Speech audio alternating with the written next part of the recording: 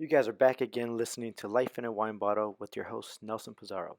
Our guest speaker is actually a good friend and supporter of our wines here at Castelli Family Vineyards. I would like to welcome everybody, Don, with J Gallo. In part one, topic wine retail, we'll talk to Don about his background, how he got into wine, his certifications, and how he started working with J Gallo. Don't forget, subscribe to our YouTube channel and iTunes, Spotify, Google Play, or like us and follow us on Instagram and Facebook at Life in a Wine Bottle. Enjoy the episode. Quick shout out to our sponsors, Castelli Family Vineyards, where you can taste the love of the wine. Follow and like them on Instagram at CastelliFE. Bespoke Maestro, they make elegant dresses and suits benefiting any occasion. Follow them on Instagram at Bespoke Maestro. San Diego Wine Tasting App. Easy to use, free to download, fun to find a new winery. Download the app today on Apple Store and Google Play. Search for San Diego Wine Tasting App. J Gallo Winery. Our goal is to deliver superior quality at a great value while providing a positive experience to consumers each and every time they share and enjoy our wines. Now let's get on with the show. All right, so Don, talk to me. Let's do a little background about yourself. Okay. The wine and just about yourself, family, kids. Family, we're a family of four. I have twin boys that are now 25, both mechanical engineers, graduated at San Diego State. Oh, nice. Both gainfully employed in the same industry, believe it or not, with what is it? Carbon fiber. Yeah. Yeah.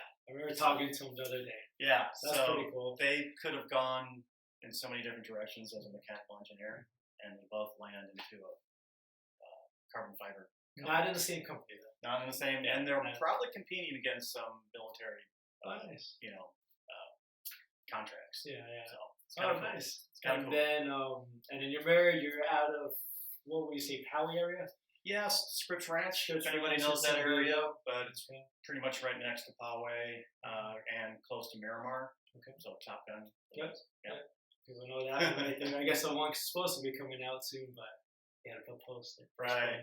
Nobody's going to theaters. Yeah, nobody. I actually did go to the theater and saw a pretty good movie. It's kind of like Inception. Yeah. But it's another one, and it was good. It was kind of weird because there was only 6 people. I was going to So ask it's only me and my wife, and then like 2 other people far away, and then 2 people behind us.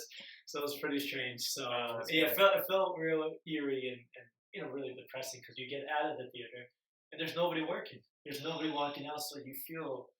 I don't know how they popcorn or you can get popcorn, but there's only 6 of us in the whole place, and it's in Poway, so it was super depressing seeing that. But that's kind of eerie. Let's see what happens with the movie side.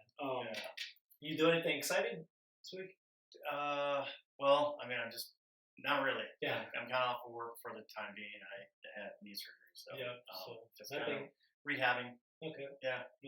Nothing crazy. Nothing crazy. On my side, the wine world, we did. What did we do? I did something.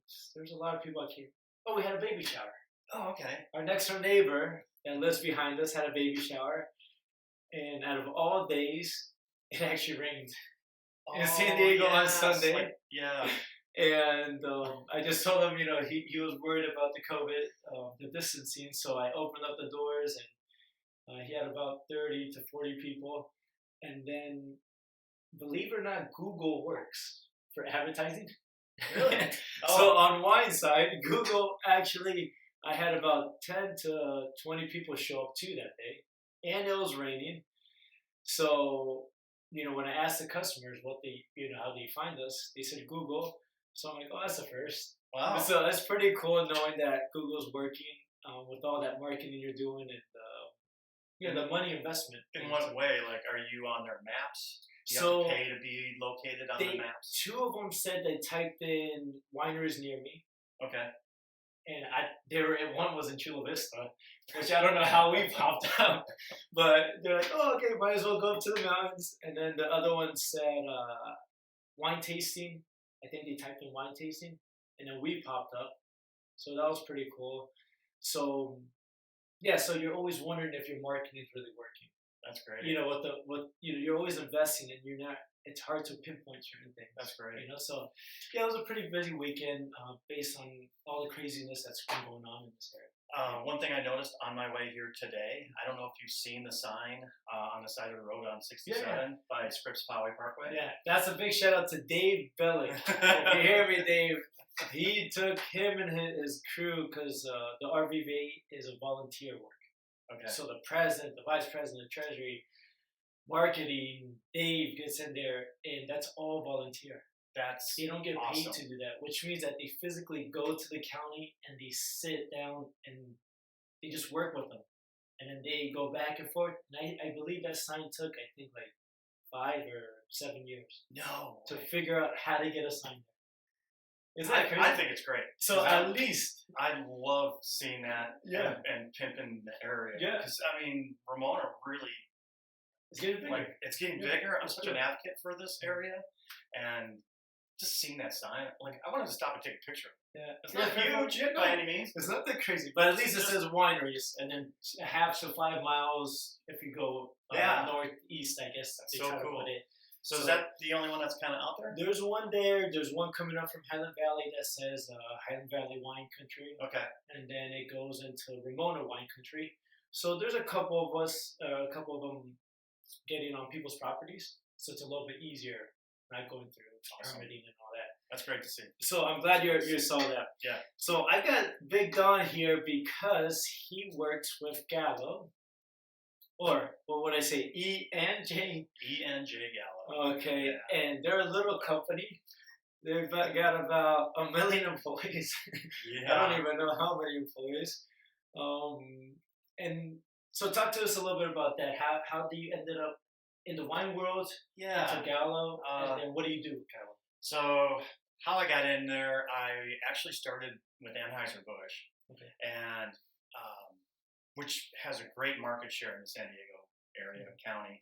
And this is back in the 90s when microbeers were coming in. Carl Strauss was the very first and foremost, remember? And now they're huge. And they're huge. Or the whole in this area is huge. I mean, Stone wasn't even existent then. Wow. Right? So I just kind of read the writing on the wall, what was happening. Our market share was getting cut down as far as Budweiser, Bud Dry. I don't know that one. And I just kind of put my resume out there and kind of went with a headhunter. Mm-hmm. She had a connection with Gallo, and then I interviewed, got hired, started as a sales rep. A couple of years in, went into management level where I was a specialist manager of special accounts. It was kind of a created position for me. Okay. Just kind of cool. Only in Southern California? Only in... What's your area? San Diego County. San Diego County. San Diego County, which now for me includes some of Imperial Valley going out to El Centro and Calexico. Oh, wow. Yeah. Not the only one. Okay. The only one that goes out. So, and then from there, spent a little time as being a DM, district manager over a sales team. Mm-hmm. So did that for a little bit, and went back into managing accounts again, because I think that's more forte. That's kind of my wheelhouse, is being a key account manager. Mm-hmm. So now I have national accounts like Walmart, Target. Mm-hmm. I started them up from before they even were licensed. Okay. So that was kind of cool to develop their business here locally, and nationally that was being looked at by Bentonville, the corporate office, and it did well. And then he started branching to license more and more stores. Target saw that, Dayton Hudson from Minnesota. Like, what are they doing? Of course, we want to do that. And it just kind of snowballed. So that was like great. And now currently, still kind of working with Walmart and Targets. And now locally, I took on some Sprouts accounts, which is pretty cool. Based on the whole COVID, I guess you're right. Well, we made some changes internally on how we were going to call and work with different accounts. Okay. Nice. So yeah, it's pretty cool because I'm working with a local account, kind of regional, I guess I should say, because they're in LA, but they're a smaller boutique-ish kind of a store, right? Compared to these national box, Target, Walmart kind of accounts. So it's cool. They're unique. They're challenging, and it's fun. It's challenging. Okay, cool. That's where I'm at. Nice. And then, how do you get into the wine world? How do you get in? Yeah. What happened to you? There's a lot of different avenues you can get in because Or for you. For me, Yeah. For you specifically. Well, I mean, I went through a headhunter. Okay. So that was as in tasting wines and going, because you have a certification and we didn't say that yet, but right. Haven't got there. So that's something I kind of took on myself to get more educated about the juice that's in the bottle. Okay. Perfect. So I was doing a lot of sales, so it's numbers, right? And I was getting to a point where, well, I want to sell the credentials of what's inside the bottle too, like to talk to a retailer or an owner and, be able to tell them the quality of juice that's in this bottle. So I need to learn a little bit more about that. So now that segues into my educational part that I took on. So that makes sense. Okay. Yeah, no, that's perfect. That's perfect because obviously the other podcasts we had, Lisa, Maurice, Lindsay, and they all, that's what they do. And it's always interesting because the wine world is able to kind of open up a lot more doors. Yeah. And it's so strange when you know a little bit about wine, even if you don't think so, but if you're around it all the time, you know certain labels, you know the taste, you know what you like, you talk to more people, and it's just a lot easier, and it's such a social gathering than anything else that you're really selling. It's kind of strange, it's kind of like a cult that you're kind of in together, and you're able to grow from that avenue. So, what certificate do you have? So, do you call it certificate? Yeah, certifications. Okay. So I have a certified somm. I'm level 1 certified sommelier through the. I always mess up the website. Guild Master Somm Guild, right? Through that entity. The CSW, in fact, I'm doing a retake. I don't know if I told you. No, okay. It's very difficult. So it's really easy, and that's fine. That's why you wanted to do it again. Yeah. It's that challenging. It's that challenging. Okay. I don't want to scare anybody away from doing it, but it has a high fail rate. Okay. So how you interpret that means you have to be committed. Yeah. And you gotta stick to the studying to pass almost any of them. WSET, WSET. You got to be dedicated. You just can't breeze through this stuff because I missed passing by 2 points. Two questions. And there was a handful that I knew that I'm like, it's multiple choice. Yeah. Like, it's one of these two, and I probably went with the wrong one, right? Because I just didn't spend enough time. I was so close. So anyway, I have another a retake. Okay. Which is fine. And who's that with? That's with the Society of Wine Educators. Okay. And the certification is the CSW. Okay. So I believe one of our, you know him, and I've met him in your winery. Is it Ron or Al or Ron Putman or Al? I think Al. He works here now. He works here now from San Diego State. Yes. Right. There was another gentleman that I met. I think Ron Putman too. Oh, Mike. Is there a Mike that I've met here that was also studying the CSW, and I think he passed. I saw him here one time. Has to be Ron. Has to be Ron. Okay. Yeah. He does printing. Okay. It has to be. Yeah. Okay. So he passed. Well, at the end of the day, you're just telling me that you like wine so much, you want to get better at it, you want to give your customer the best opinion that you have for wine, which means that you invested not just time but money. Yes. And it isn't just these exams aren't cheap. Yeah, so it isn't something that you're just doing just to do it. You're doing it because you really want to grow and get better in your trade and really explore that avenue. So it's easier to communicate with your guests or Yeah, the retailers. yeah, and you can tell when you're talking to someone their level of knowledge, and you don't want to talk over them or make them feel intimidated by I don't know what that is or what that means. So you just kind of Yeah, that happens to me all the time. now So I don't know talk what to a level yeah. of what they know, and I'll stay right there. Yeah. You know? Yeah, that's a good point because it does happen all the time with us in the winery.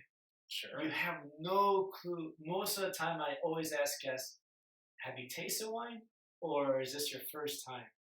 And you never know. They'll say, "No, this is my first time to a winery," Okay. or "This is my second wine tasting. I have no clue." So you're just like, that's your way to not make them feel dumb.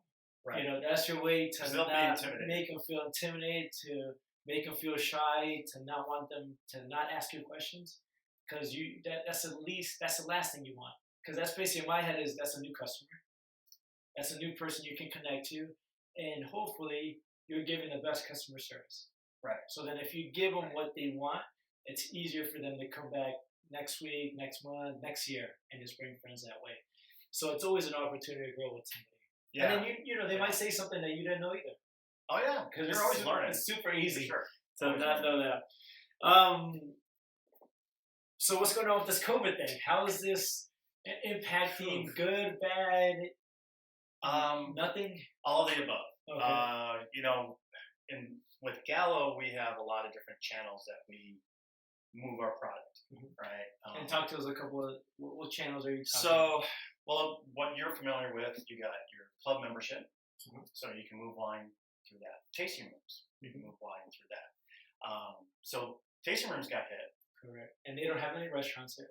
And we don't have restaurants, Right. but we So sell to restaurants. We sell to hospitality. They got hit. So that is our on-premise division. Okay. So to be licensed to sell wine, it's on-premise, off-premise, right? On-premise being where you consume the wine, and off-premise being where you consume the wine retail, basically. And that's my world, is off-premise. So our on-premise restaurants, hotels, hospitalities, they got hit hard, really hard. But as that got hit hard, man, the retail went just exploded. But the pricing between the retail and the restaurants or hospitality side, is it similar? Is it similar? Yes. Is it cost per bottle? And you don't have to tell us. It's just you buy retail. Well, in let's just say California, $5, and then restaurants you're selling them to them for $10. I don't know. So every state has its own regulations, right? So in California, we have to sell the same. Oh, okay. Our pricing has to be the same. I see. So as far as from a distributor, you see, I didn't know that. Yeah, but you can have discounts at certain case levels. I see. Right? So you buy 100 cases or pallets. You buy 2 pallets. You buy 10 pallets. You're getting a little bit better price. Okay. Right. Yeah. Okay, so that's not too bad.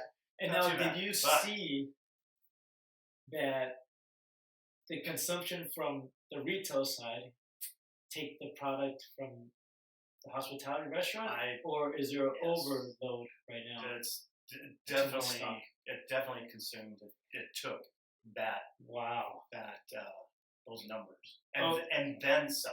Okay, so then now you're saying that how much? How will you put it? Maybe bottles, because it'll probably be easier. How many bottles do you think the Gallo brand produces a year? Okay, so we have about 90 brands, right? And all together, so 90 brands. So since we are family owned, so we don't publicize the number, but to estimate as a winery, all these brands we sell, I would say in the 70 billion cases. So you're talking bottles. Cases, that's our measurement, is 9 liters, right?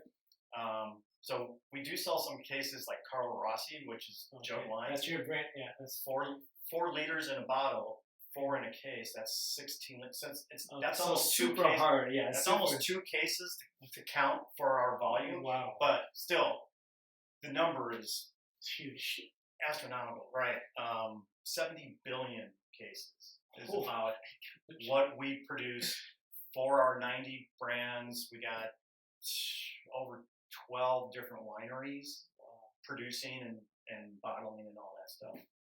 And before I forget, going into the wineries or vineyards, what did you get hit hard with the fires? We're pretty well protected. Okay. Especially I know there's a lot of wineries that really. It's. I mean, literally, not just the winery, but also their storage facilities that just got burned down. We've had some structures hit, but we have in place some protection, kind of like these cannons that shoot water. Oh, really? Can kind of protect. So they're really looking outside the box. They're not just looking at just producing or selling wine. Especially in some areas that really need to be, high fire. Napa. Wow, Yeah, I didn't even think about it. That's a great idea. There's some land that we have acquired recently that's really, have you heard of Stagecoach? Yes. The area? Really high-end premium land. And that's all Cabernet Sauvignon. If you kind of look at the fire lines, you can kind of see it going around. And it's not just Gallo, but firefighters out there doing a tremendous job protecting. But we've had some structures hit, but the real damage is going to come in a year or so when we'll see how much smoke the grapes took on that weren't harvested yet. Wow. As you know, you do it all, so you know the skins are porous and they can take on that smoke. Yeah, I remember somebody asked me,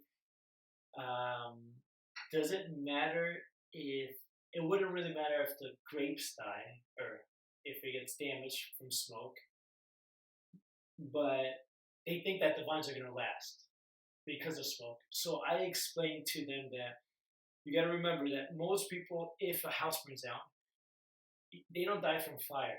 They die from the inhaling the smoke. Right? Because they can't breathe. There's no oxygen. They pass out and then they die. Right. And then they get burned, basically. So it's the same thing as a vineyard. As soon as there's not any air, the leaves don't breathe. They can't get any moisture back in their bodies or the roots, and then they just close in as much as they can, and then all of a sudden if fire gets too close to them, they just burn up. Then they're done. So you're basically looking at places that are 50, 100, 200 years old vines that are completely gone, that you're not going to be able to replace. And I don't even know if insurance or I don't even know how you can, bring that around. Yeah, there is insurance, but that's like beyond my pay grade. Yeah, that's something going to be in another. But there is ways to insure that. But come to fire, it's really hard to insure. Oh yeah, even houses. Yeah, even in our area, it's super crazy. Yeah. So for sure. So you saw, the positive and negatives out of this whole COVID. And on your side, or what you specifically deal with the retailers, it's more of an uprise. You think it's gonna start changing now that things might be changing next year, or do you think it's gonna stay the same? We'll see, because a lot of the consumers, we're all in that. We like going out. Yeah. We want to go out and have a nice dinner, be served your wine, and be with friends. Wine and dine. Yeah. So as soon as that becomes more available, that market will start to come back and increase. But it's so unknown right now, because I know we're told, hey, you can go back inside, but then you can't. Oh wait, now you got to go back outside. It's just super crazy right now. So a lot of friends that I know, I can't speak entirely accurate for the on-premise division, but I have friends that own restaurants and stuff, and they're doing what they can to create Wine Wednesday, right? A safe environment to make people feel comfortable. They're trying to create a buzz and bring people in for half bottle, 50% off on Wednesday, Wine Wednesday. come on in, have a bottle, have a Get glass, some food, and then, get some food. try to make it kind of normal. So they're trying, with marketing to drum up Business stuff. people to come in. Yeah, super challenging. So, But yeah, I mean, when this COVID first onset, and it was like the numbers that were going out our door, it was like holidays. really, Yeah. Oh, so right now is gonna be your. It's kind of When do you It's- say you're gonna it's- start? It's supposed to be picking up usually. Yeah. But it's already picked up. so what we call OND, October, November, December, is This is the close to 50% of our business on a normal annual. But Normally. But that's normal for almost any retailer. For clothes, for anything, because True. of holidays, usually that's where you make most of your money. But for some reason, drinking increases. Exactly. For So you're parties, making really good. family get-togethers. So It's cold out. Yeah, usually that's where all the retailers and malls make their money is during this time. For as soon as on, Cyber Monday and then Thanksgiving and all that stuff happens, they only have 2 months to make 75% That's true. to stay alive for next year, because they know from January on they look at their bill, they're like, oh, I gotta save. I do my New Year resolution. I'm not gonna do this. I'm not gonna do Yeah. that, and then so it's super interesting how the life cycle works, and then understanding what's gonna happen with that. As an owner of a business, of seeing where you're supposed to be. Because it's that's challenging. But you're seeing the pros right now the whole way. It hasn't slowed down, For retail, it hasn't slowed down, which is great. and as a consumer, I purchase as well, Yeah. right? Yeah, I'm buying more in the stores Yeah. because you're drinking at home, Exactly. right? So Okay, so true. let's give some people a little background of the Gallo. How old is Gallo? What do you Gallo, basically started right after Prohibition in 1933. Okay, and then it's a So- family owned. Do the math. We just hit 75 years in what, 2008? Okay, Am I doing the math right? in 2008, if you did 75, so what's that? 1920, I think something. Yeah, so we're 80 Okay, years. and old. then they're family owned. Family owned. And do you see do you go to corporate and see the family, or is it kind of? No, And they're out of Napa. I mean they'll come down and visit to kind of see how the market is, how just the region market. They'll just kind of do a quick run in the area, and they'll do that everywhere. LA, San Diego, you name it. They want to see what's going on. Yeah. down in the front lines, so to speak. Right. So yeah. Have you met any of them before, the owners? I have met Ernest, which was pretty cool. Julio died before I started working with Gallo, so I don't know if I mentioned I've been with Gallo since '95.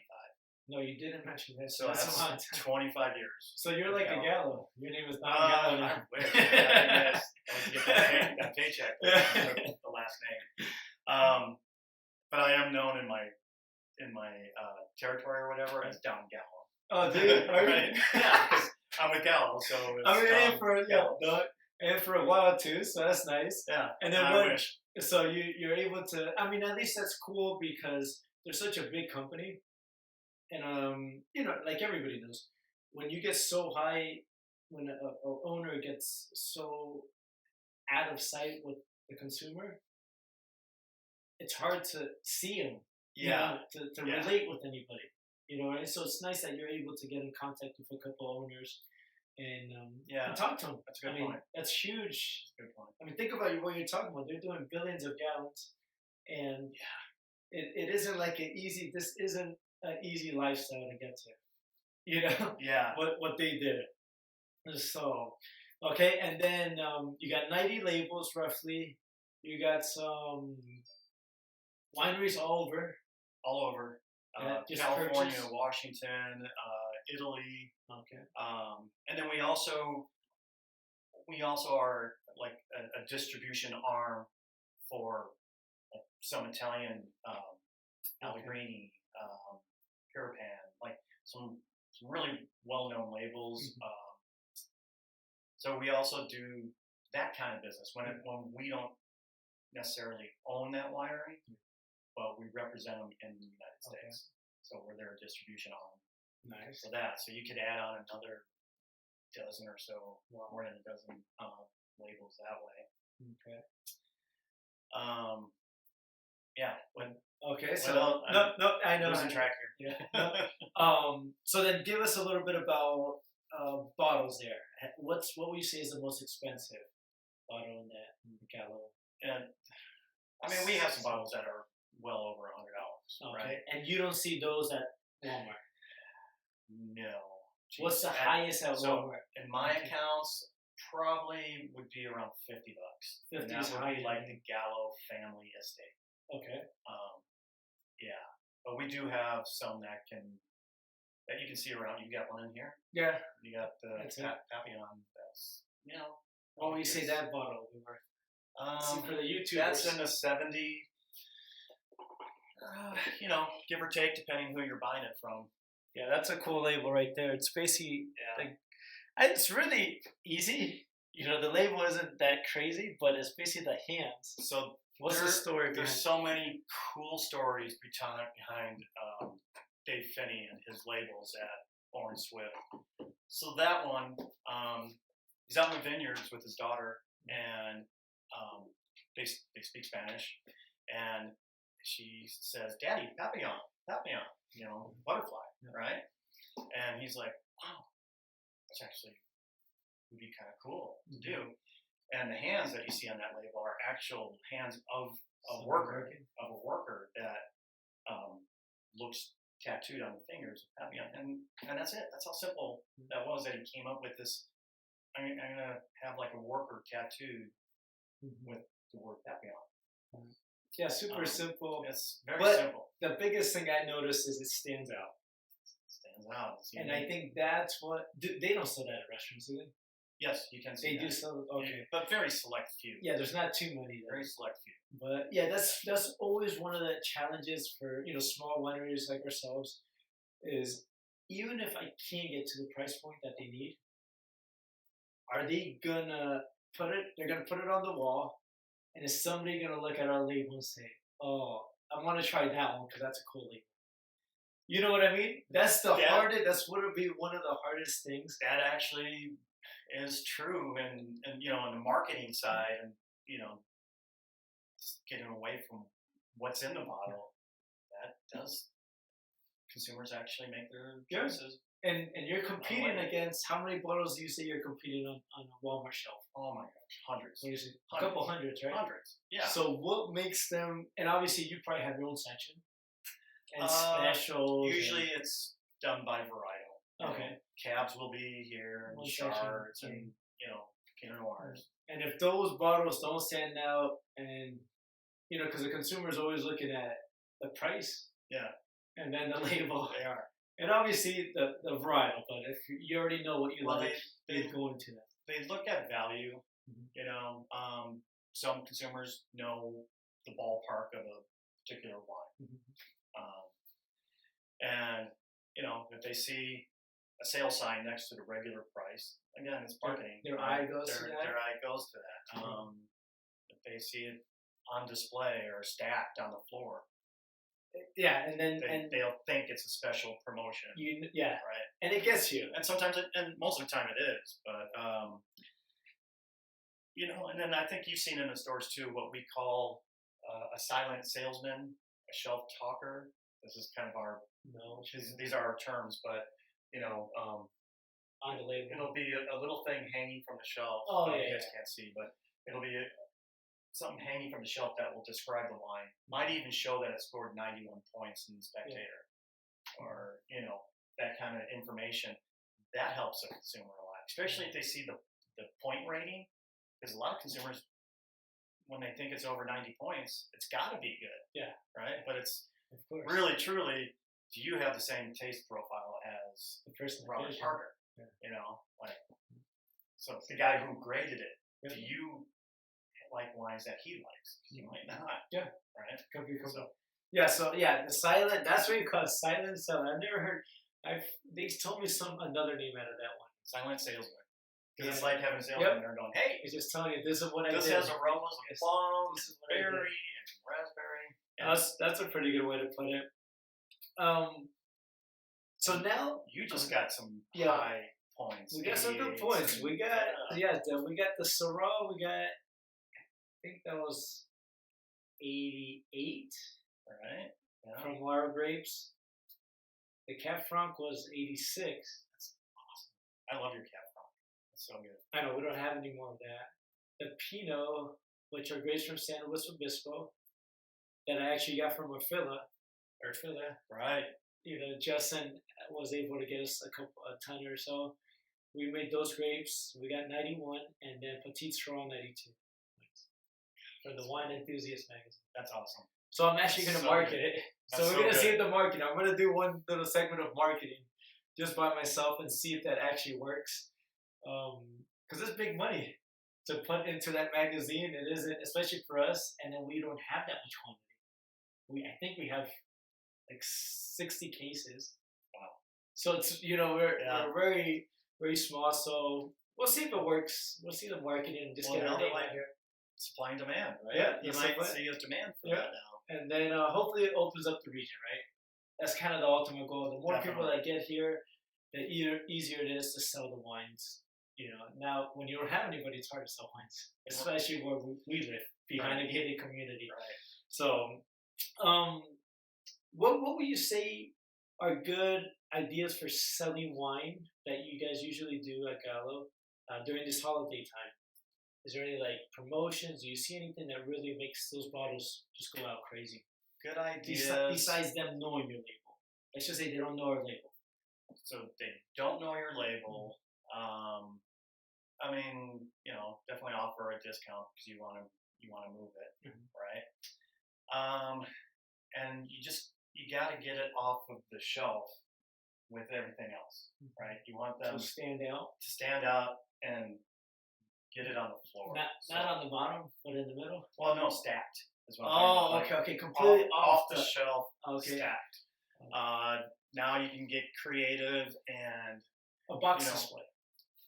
What's that? The box displays. Yeah, 3 cases. Okay. Cut the tray on, like we see at all the stores. Make it look nice. So we all see it. Good. So there you go. We all see those, but when it's blended into the wall, and people, I see it all the time.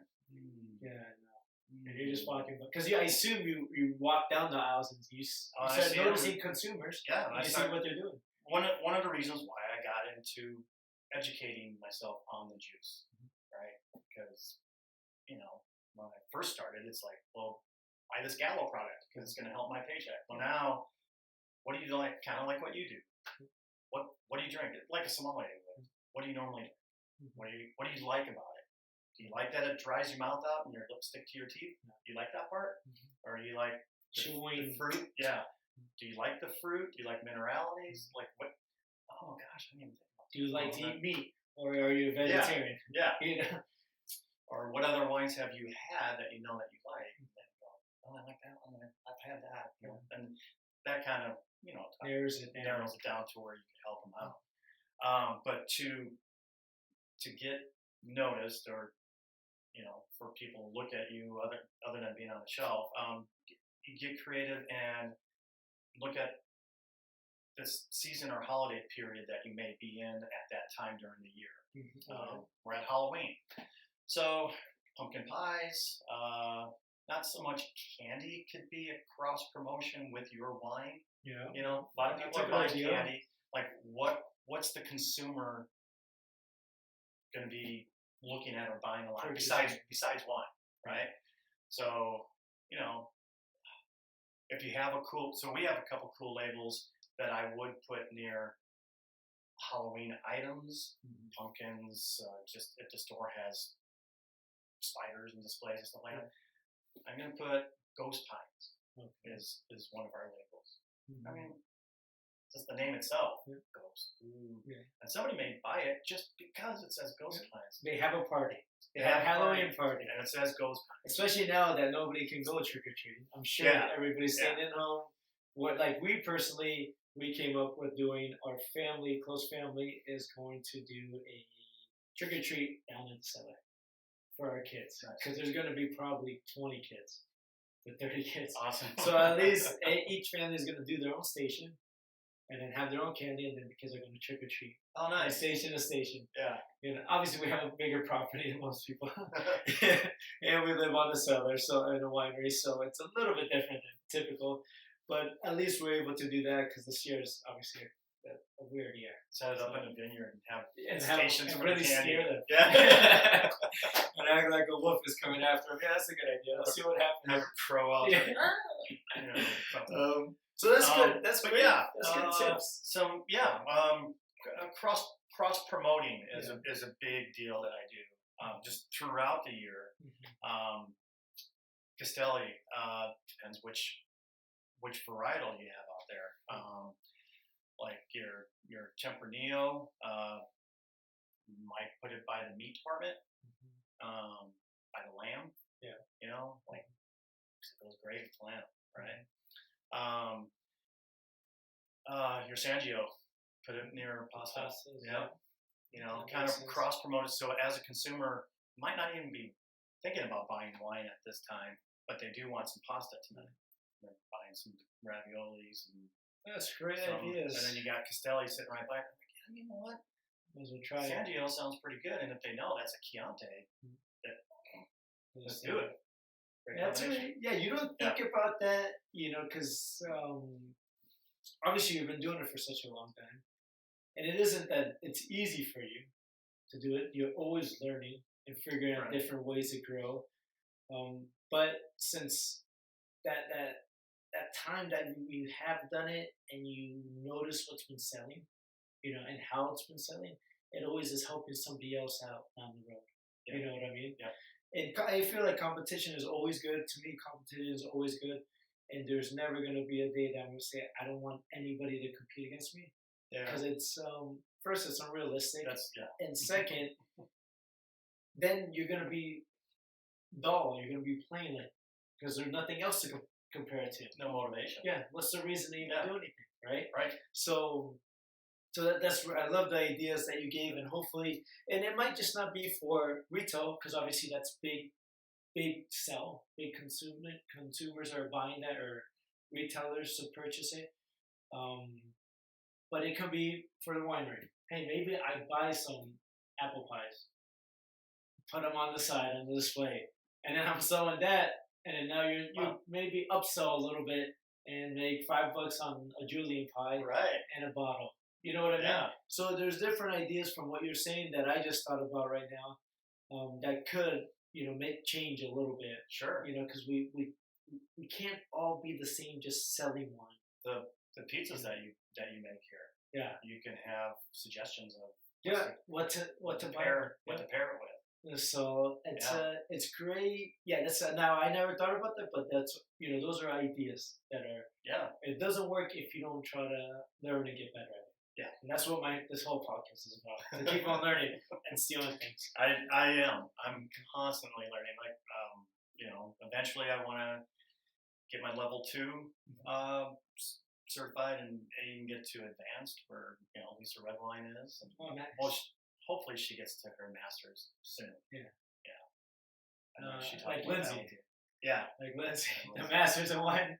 Yeah. Only a little over That's- 300 people. That's amazing dedication. And now, yeah. But it's just time, like she said. It is really just time. Obviously, there's money involved into it, but you know, before you know it, she's already in the point that you're taking the exam. Yeah, you'll find as like just on the educational part for people who might not want to even go that far and just kind of want to know a little bit more, wine 101, you know, stuff. You might be surprised on how intriguing it can be, and you find yourself going further than you thought you would, right? Because I had a lot of classmates at San Diego State when I was taking classes, and you know, I knew my goal was to get my certification from there, put that on my you know accomplishments, and in addition to my SOM and CSW and all these other certifications, I saw some of them kind of go, wow, I just kind of came in here to learn more, a little bit, and not be so intimidated, and how to read a wine label, and not just go, I don't even know what's in, you know. now they're going all the way through for their certifications, and yeah, it's pretty cool. That was the end of part one with Don from J Gallo. I hope you can tell how much he enjoys working with Gallo. Make sure to tune in next week to hear part two when he gives us some great advice on marketing his wines. Don't forget to subscribe to our YouTube, iTunes, Google Play channels, and also follow and like us on Facebook and Instagram at Life in a Wine Bottle. Thank you for listening. I'm your host, Nelson Pizarro, and we'll see you guys next week.